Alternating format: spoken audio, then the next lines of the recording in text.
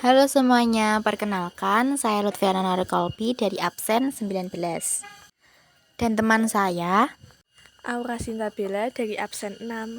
mengapa Indonesia menerima perjanjian Galjati walaupun itu dianggap merugikan? Pada awal kemerdekaan, tepatnya akhir 1945 hingga 1946, Indonesia berada dalam situasi yang sangat genting. Meskipun telah memproklamasikan kemerdekaan pada 17 Agustus 1945, secara militer, politik, dan diplomatik posisi Indonesia sangat lemah. Kondisi Indonesia pada saat itu yang pertama, kesenjangan militer. Tentara Republik Indonesia atau TRI baru saja dibentuk dengan persenjataan seadanya. Kebanyakan rampasan dari Jepang. Banyak pejuang bahkan hanya bersenjata bambu runcing.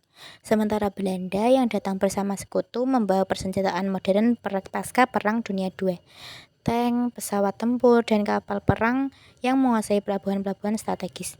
Jika perang terbuka segera dilancarkan, kekuatan Republik ini berisiko hancur total. Yang kedua, krisis ekonomi dan infrastruktur. 3,5 tahun penduduk Jepang telah menghancurkan perekonomian dan infrastruktur Indonesia.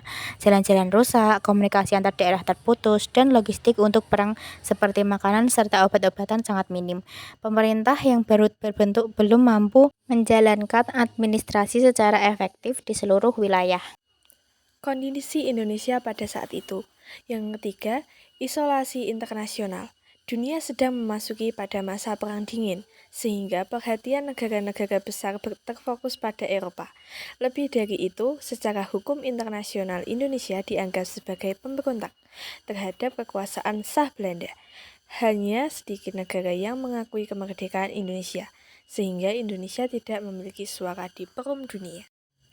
Mengapa Indonesia menerima perjanjian Galjati pada 25 Maret 1947? Perdana Menteri Sultan Syahrir bersama Soekarno dan Hatta mengambil keputusan realistis melalui jalur diplomasi. Ada 3 alasan utamanya, yaitu 1. Mendapatkan pengakuan internasional.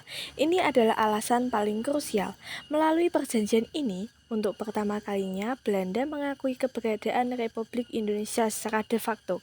Meskipun hanya terbatas di Jawa, Sumatera, dan Madura, pengakuan ini mengubah status Indonesia dari pemberontak menjadi entitas yang sah, membuka jalan untuk menjalin hubungan diplomatik dengan negara lain, dan membawa masalah Indonesia ke forum internasional seperti PBB. 2. Menghindari kekalahan total dan mengulur waktu. Para pemimpin bangsa sadar bahwa perang terbuka hanya akan membawa kehancuran.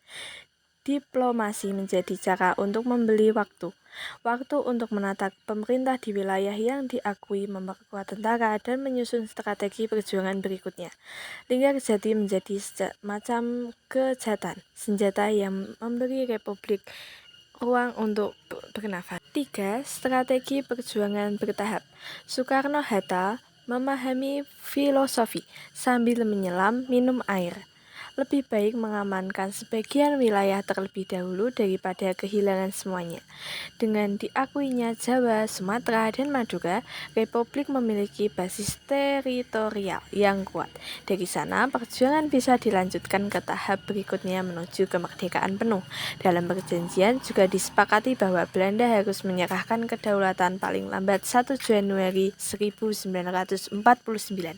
Ini menjadi target waktu yang sangat penting secara politik. Hasil dari strategi ini, meskipun banyak pihak di dalam negeri mengecam perjanjian ini karena dianggap mempersempit wilayah dan membentuk Uni Indonesia Belanda yang merugikan, strategi diplomasi terbukti jitu. Ketika Belanda melanggar perjanjian dengan melancarkan agresi militer 1 pada 21 Juli 1947, dunia tidak tinggal diam. Indonesia yang telah diakui dan menunjukkan etika damai menjadi pihak yang benar di mata internasional.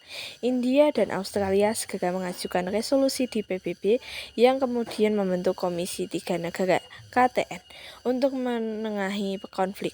Dukungan internasional inilah yang menjadi modal besar hingga akhirnya Indonesia mendapatkan pengakuan kedaulatan penuh pada Konferensi Meja Bundar tahun 1949. Dengan demikian, perjanjian Linggarjati bukanlah tanda kekalahan, melainkan sebuah langkah taktis cerdas para pendiri bangsa untuk menyelamatkan republik yang baru lahir di tengah himpitan situasi yang sulit.